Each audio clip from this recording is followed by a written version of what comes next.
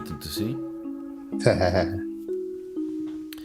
Welcome to the Broski Doodles podcast. It's your boy KIKO Flow, KIKO Cervantes. And today we got you with a movie review with the crew. And I'm with my boy DJ BJ, rocking it clean. And we got an interesting movie to review today. It's one that recently came out on Netflix. I read some news that it's like the third most seen movie or thing on Netflix, which I was like a bit impressed. But yeah, it's called Knives Out, Glass Onion. And yeah, I mean, Knives Out. DJ BJ appropriate. Gotta bring the knives out For the movie. It is not a sequel, but it is like a continuation to like a theme of like murder mystery movies, right? I don't remember. I think the first one was just called Knives Out, right? Yeah, just Knives Out. Yeah, and then this one's called Knives Out, Glass Onion. It's a whole like different story, different cast. So it's like a fresh concept, right? Like where you can make like a series of movies that are about the same thing, but they're different. But it does build on the same fundamental character of the detective. So like he was in the other movie as well. But the whole thing is that it's him doing a detective work kind of scenario. In the first one, he was, because I saw the first one, but I don't remember it right now. Daniel Craig. Blanc. Yeah. Daniel Craig, Mont Blanc or Blanc. Mont Blanc. He's also the detective that figures out shit. Yeah. He's okay. also the detective. So this movie, I mean, it's not like one of those crazy, like, oh my God, this movie is amazing. It was a fun movie. It's a fun movie. Daniel Craig's character alone gives me like 75% reason to watch the movie because I really liked his character and his accent. It's hard for me to even imitate it, but he was so clean. He was so good. It was like almost like shit. I want to be like him. He had this whole thing of like he's in an island, so that makes it like, oh, it's great shots. The fucking house is amazing, which I assume is like a real house. It's fucking insane. The house on the island. In Greece, supposedly, right? Yeah, in Greece. But I mean, I'm pretty sure there are houses like that in Greece. And it was a fun movie. You have the wrestler guy, Bautista. Mm-hmm. Dave Bautista. You have the blonde chick who's... it's curious to see some actors now, they're in older roles. Mm-hmm. And like, because the blonde chick, she used to be like the hottie in Hollywood, right? Can't remember her name right now. Yeah, I'm trying to think of it as well. And you have the main guy who's like, he's also been Edward Norton. Edward Norton, yeah. Bautista, and then, well, the other two characters, the black chick and the black guy, I haven't seen them in other movies, but they were funny too. The girl was supposed to be like a twin, which we're gonna get into, parts of the film. But let me ask you first, because I could go into it. But what do you think? What were your first reactions of the movie? The girl is Kate Hudson, by the way, the blonde chick. Kate Hudson, yes. Uh-huh. Yeah. So what do you think about the movie? I mean, it was definitely a star-studded cast. I like a lot of the people that they had. I don't know if you noticed the guy that was putting the injection in the mouth, Ethan Hawke. Oh, that was another famous one guy there. Oh, that's true. I did like how they talked about the whole COVID thing, like because they made it take place in 2020, like full-blown COVID supposedly in the movie. So that is true. It starts with the COVID thing, yeah. I mean, supposedly COVID is present in the movie, but like the injection that the guy gives is like they're clear, whatever the fuck. And I think that's why they kind of shot it on the island to kind of be away from other people to be clear and stuff. That's actually very interesting, and it makes sense. And it also makes sense that they're like, okay, we don't know how long this is going to go, the pandemic. So we don't know how relevant we got to make this to the movie. But how about this? We make it relevant at the beginning so that it's not weird. Like, okay, we kind of know. But then we say like, oh no, you've been shot with something that's you're cool now. So now we can shoot in the island and nobody's going to say like, oh, but then they're not covered. The mask is out of that. Because it's like, no, they're already cool and they're like in an environment where only them is there. So right, exactly. I think not only logistically, but it made sense also for the story to make sense as well. That was very interesting and nice that they contributed that into the whole thing. Overall, the movie, I really did enjoy it. I like the interactions of all these people. I don't remember her name, but the other girl that was like the senator. Yeah, her name is she's Catherine Hahn. Catherine Hahn. Yeah, she's very quirky. I like her dynamic of comedy. And when she was in the same room as the blonde girl, what was her name again? Whiskey or Kate Hudson? No, Kate Hudson. Okay. When she was in the same room as Kate Hudson, she would like cover herself up and stuff because she felt like intimidated by the fact that of like her. Yeah. I think she was doing that, but with the other girl, the younger one.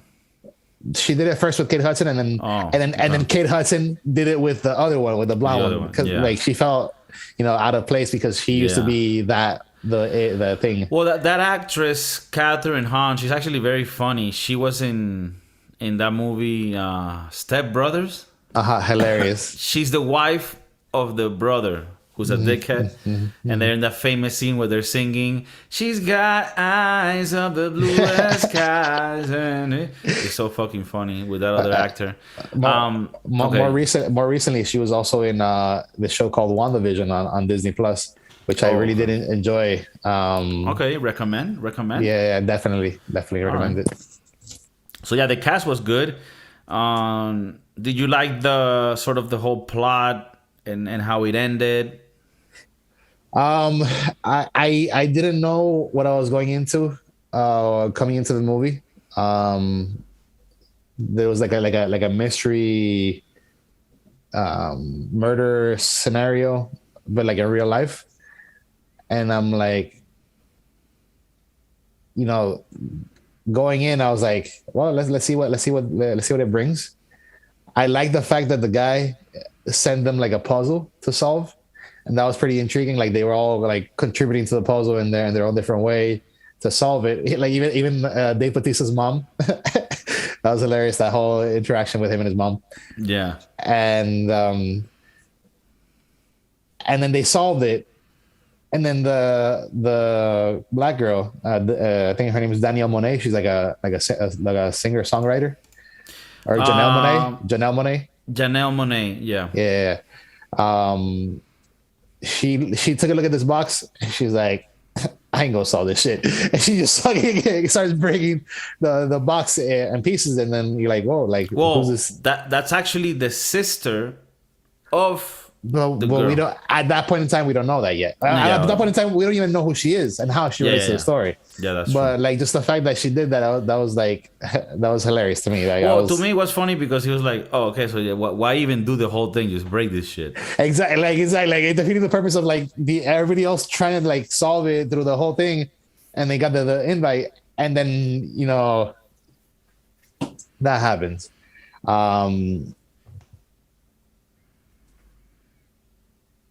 I really did enjoy seeing the story, and then going back and then seeing like a different side of the story from like a different person's point of view. I really did enjoy that a lot.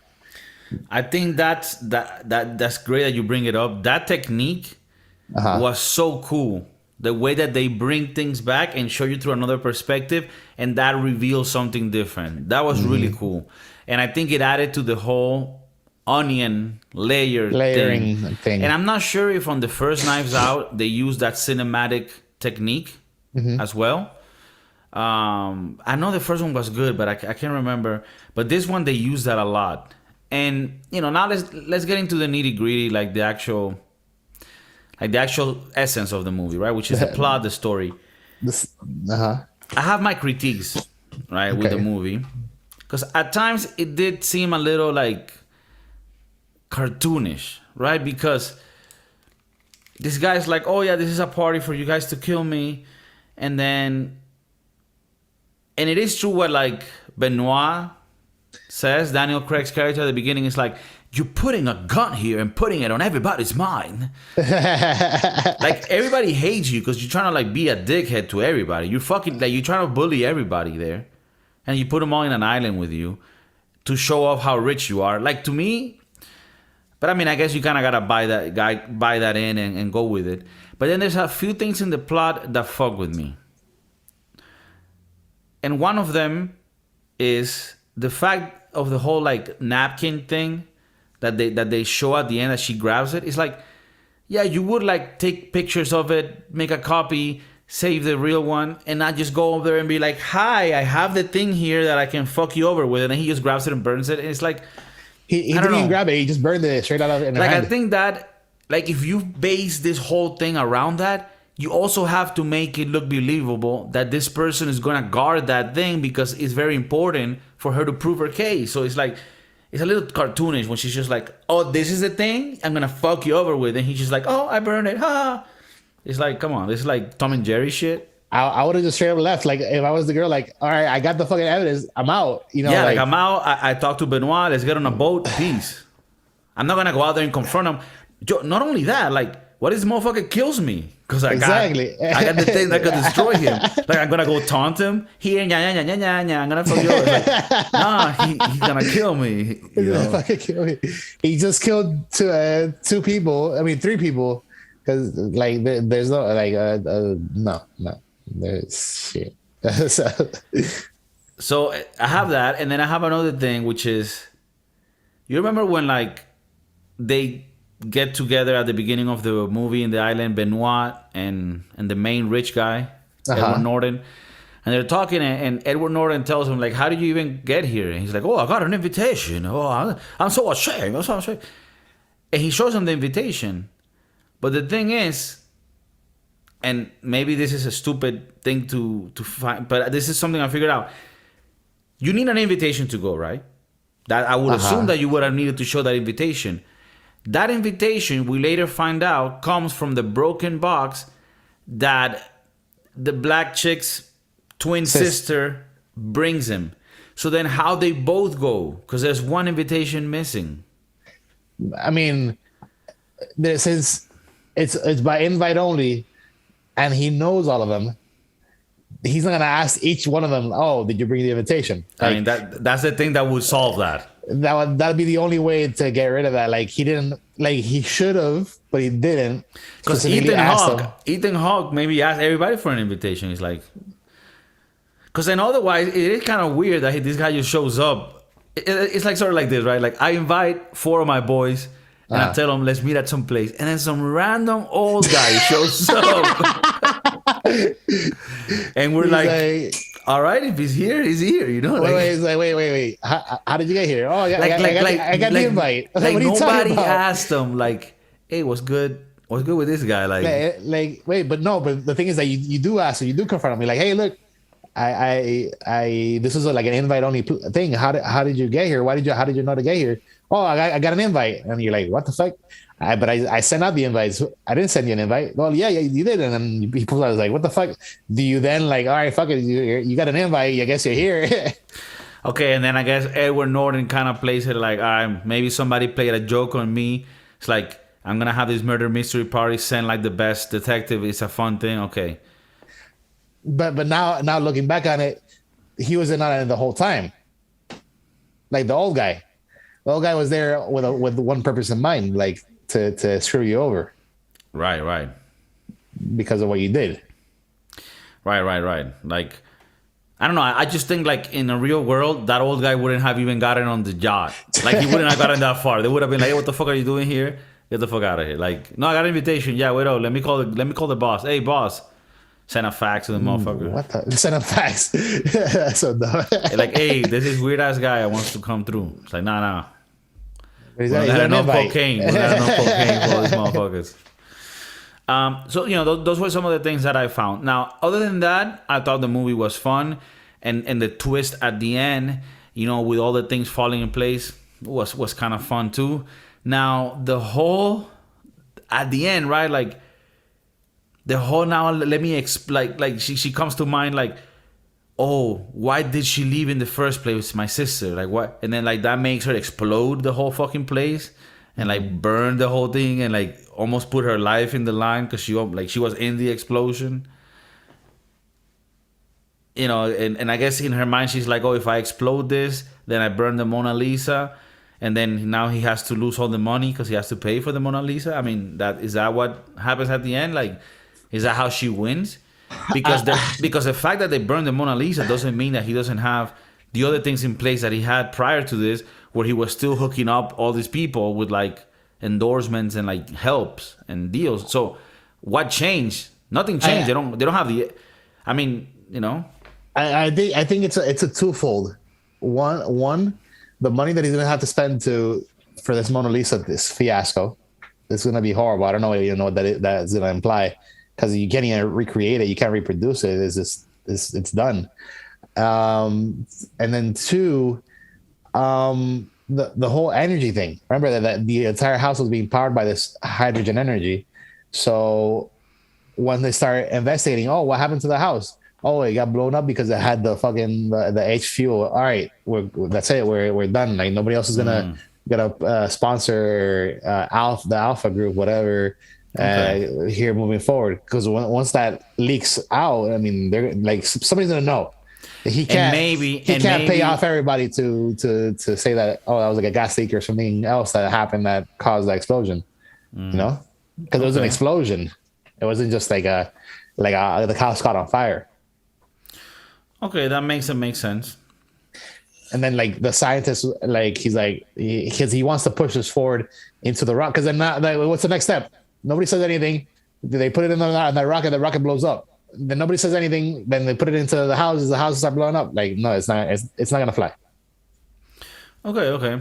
No, that makes sense. That was the catalyst to say, like, look, we're gonna have to cut them off here, no matter what. Now, do you think this falls in the category of a fun movie to watch with the family and have a few laughs and a few popcorninos? Or is this like a deep movie that you would recommend? Like is this a movie that should be getting the title of third most watched movie in Netflix in history?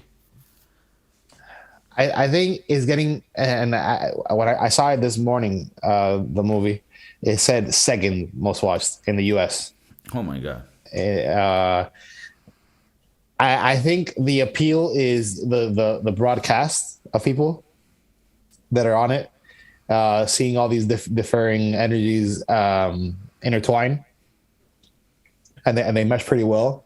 Benoit Blanc, classic. He kills it. Yeah, for sure, 100%, all the time. Is this a family movie? Probably not. There's a lot of adult themes in this movie. One of which being murder. You could watch it with teens, like anybody like 13 and up. I guess you could do that.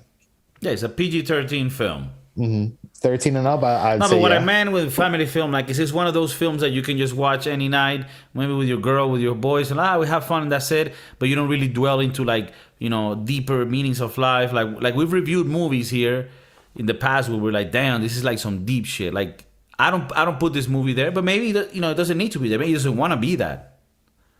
It's just a fun entertainment movie that I think they made. You know what I appreciate? That after seeing 2 hours of it, at the end you present with me with like an ending, with like a thing where things fall in place. And even if I have my own like critiques about like how some of those things fell in place, because I did have the whole thing about like the invitation, the whole thing about why you burned the letter, why don't you take a cup, why don't you just leave with the letter, like with the napkin.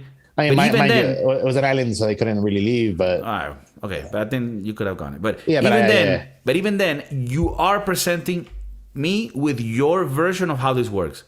I've seen movies recently that some of them you guys will see that I've reviewed, where I'm like, oh, this thing doesn't even make sense. Like, you didn't even try to make it make sense. Mm-hmm. With Knives Out, everything makes sense, everything falls, and I have my own critiques about some of the plot and where it could have gone. But I put it in a category of movies to just have fun with. It's not something I'm gonna go into deep it's just a fun thing. Benoit, fun character. He kills it. Daniel Craig just kills it every time. I would actually have this in the background of a party, particularly if I was hosting like a murder dinner mystery party kind of scenario. You can have it in the background playing kind of like scenario, like to. And we're playing like Clue. Something like that, exactly.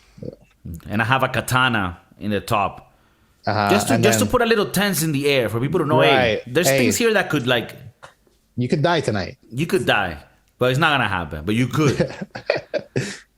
It's like putting a loaded gun and just turning off the lights. Yeah, like All right, but it's a little fun piece. This is one that I would have liked seeing in the theater with my boys, eating popcorroonies. And if you smoke a little looties for the ones that do that, then you might like be in a place where you're like, oh shit, it's fun. It's kind of like a Clue live video, right? It's fun. yeah. It was definitely like a mental puzzle thing kind of scenario with people, Because like even I was like thinking throughout the movie, like who killed it? Like who killed who's gonna kill Edward Norton? Like throughout the whole movie, I was like, all right, so who's gonna kill Edward Norton? Like I'm trying to think, like, is it Batista because he's the girl? Is it this because of that? And then you come to realize that it's not even him that dies, like shit, somebody else. Now we actually have a mystery to solve, And after I've criticized it quite a lot, I do want to go back to the thing that I really like, which is what you mentioned, the layering and going back to scenes where you see things from a different perspective. And I think that, as someone that's editing videos, like when I think of making those scenes, it's so hard to like prepare them and prep them up, because you gotta have a vision of how, and the fact that like you would see maybe Batista seeing his girl being fucked by this guy, and you have something in your mind of like, oh, what that is, and then later on you come to find, no, he's just making sure that his girl is fucking this guy and making sure that he does a decision of giving him, the spot in the channel. So then he flips it. And he does that with a lot of things, which I appreciate, because that takes a lot of work to create that world in a way where you can see something first in a blurry picture, and then later you see a more high definition picture that changes the whole panorama of what's happening. And that cinematic adventure was sexy.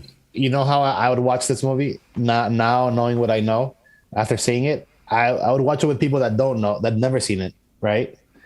And then I would watch it to the point where like right when like Batista dies and then things start happening, and then I'd pause it and I'd be like, yo, all right, so everybody write down what you guys think, like who did it and blah blah, this and that. All right, hold it to yourself, watch the rest of the movie, then get to the second round before Daniel Craig reveals what happened, pause it again, and have him, all right, now with the new information, who do you think did it, blah blah, this and that, and then have him like go through those little pauses of like you've watched the movie up to now, who do you think it is, then keep going, watch it now, who do you think it is?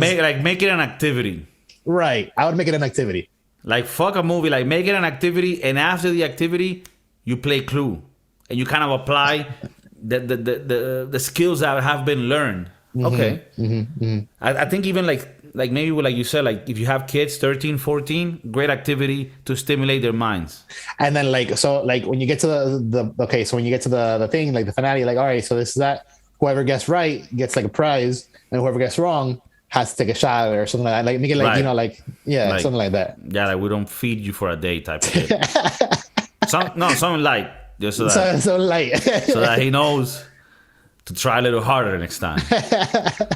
Sometimes you gotta show a little tough love to inspire some of these little fuckos. So I haven't seen the first one. Now it makes me want to see the first one. Okay. I don't know. Well, maybe we can watch the first one and review it. You know, I saw it, but I don't even remember it. Okay. But now that I saw this is the thing, right? This is a movie. And we're gonna go into the scoring system.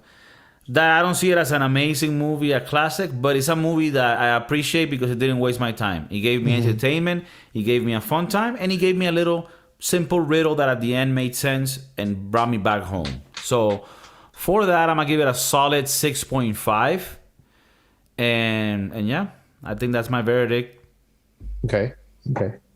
I would give this movie a 7. I really did enjoy it. I enjoyed the mental acrobatics that were involved. Um, I I enjoyed the entertainment that it provided. The twists and the turns were all great, but it did feel gimmicky. Like it felt like, like cliche, played out, in the sense of like, everything was expected, and even to the point where the original game that they were gonna play, Daniel Craig, like on the spot, like guessed it. He's like, "This is simple. This is like child's play. This is the crossbow, blah blah," and it's all this. And then that was hilarious. I was like, the movie's over. Like it felt like the movie was over at that point in time. Yeah. But it kept going. It was fun. Okay, that's 7. 7 is fair. That gives it a 6.75. 6.75, which, hey, I think it's a good. I mean, remember that these movies that we rate are battling against like Gladiator. What are some of the highest rated films? Maybe like 9. What was one that we saw recently? All Quiet on the Western Front. I mean, that was fucking amazing.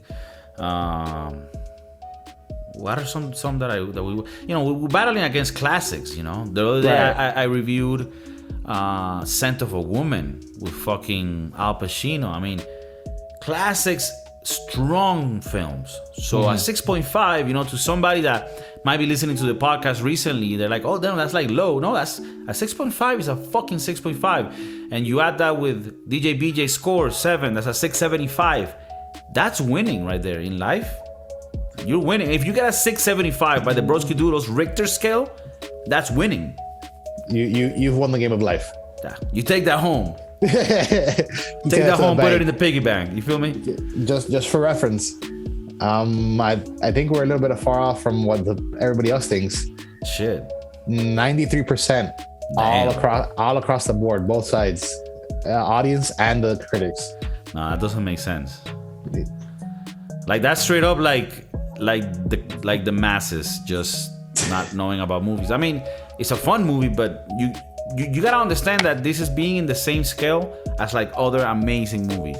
Right. You cannot just give it a 93 like it's a walk on the park. No, you gotta respect. Like all willy-nilly. Yeah, exactly. Yeah.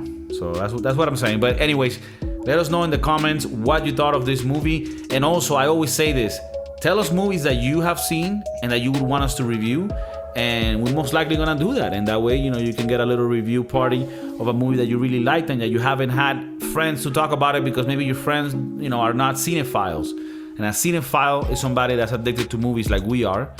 It's not something else. I know it sounds like something else, but it's not. Cinephile. Thank you for tuning in, DJ BJ. Keeping it real from Miami. Dale. Peace. Peace.